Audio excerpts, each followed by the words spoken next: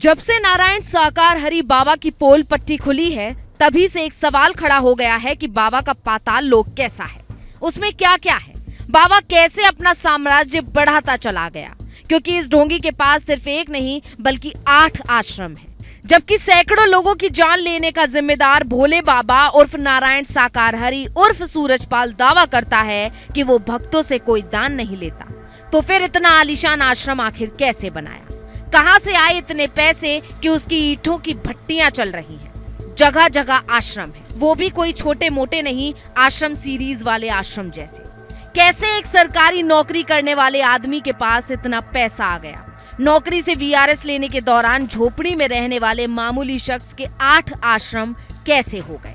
कई बीघा में फैले इन आश्रमों के अलावा भी बहुत संपत्ति है। अब सवाल ये भी है कि कैसे इसके आश्रमों का संचालन होता है, कैसे इतना बड़ा साम्राज्य खड़ा हो गया।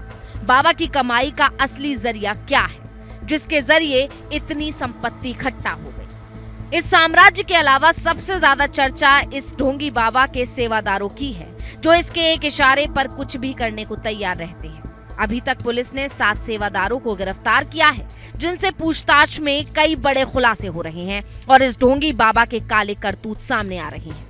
अब बाबा के रहस्यमयी पाताल लोक की परतें खुल रही हैं, तो सबसे पहले शुरुआत करते हैं हाथरस के पास ही मौजूद संभल की, जहां एक आलीशान सुनहरे रंग का आश्रम है। इस आश्रम का नाम प्रवास कुटिया है। यहाँ आश्रम के आसपास बाबा के नाम पर करोड़ों का ईंट भट्टों का कारोबार होता है। आश्रम के आसपास कई ईंट भट्टे हैं। हाईवे के किनारे ये आलीशान आश्रम बना हुआ है। ये आश्रम कुल 8 बीघा में बना हुआ है, जिसमें 4 बीघा में आश्रम है तो 4 बीघा खाली पड़ा है। दूसरा है कासगंज के बहादुर नगर में बना आश्रम। ये किसी महल से कम नहीं है। 18 बीघा में फैले इस आश्रम में सुख सुविधाओं के शानदार इंतजाम है।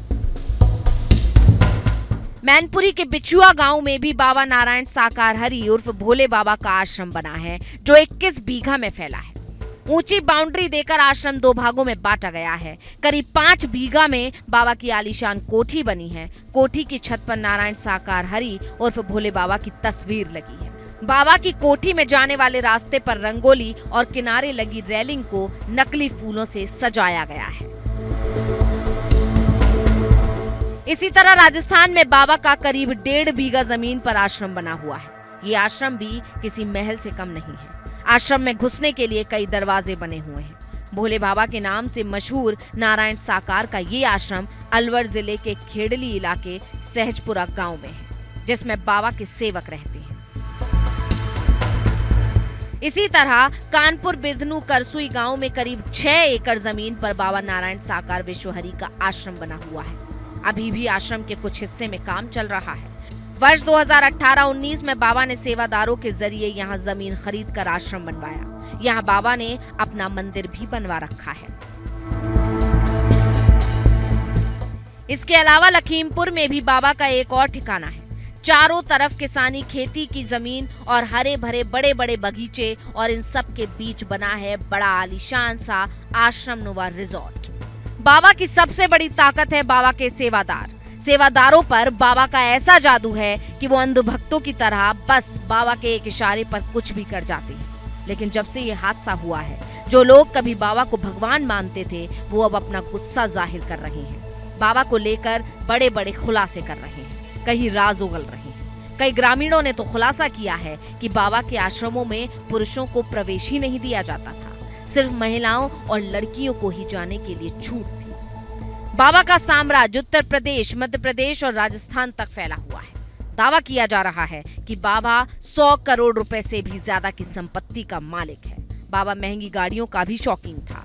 उसके पास 25 से 30 लग्जरी गाड़ियां हैं। भोले बाबा ने आश्रम और अपनी सुरक्षा के लिए हजारों की संख्या में सेवादारों की तैनाती कर रखी थी। सबसे ज्यादा हैरानी की बात यह है कि नारायण साकार हरि के किसी भी आश्रम में कहीं पर कोई भी सीसीटीवी कैमरा नहीं लगा है।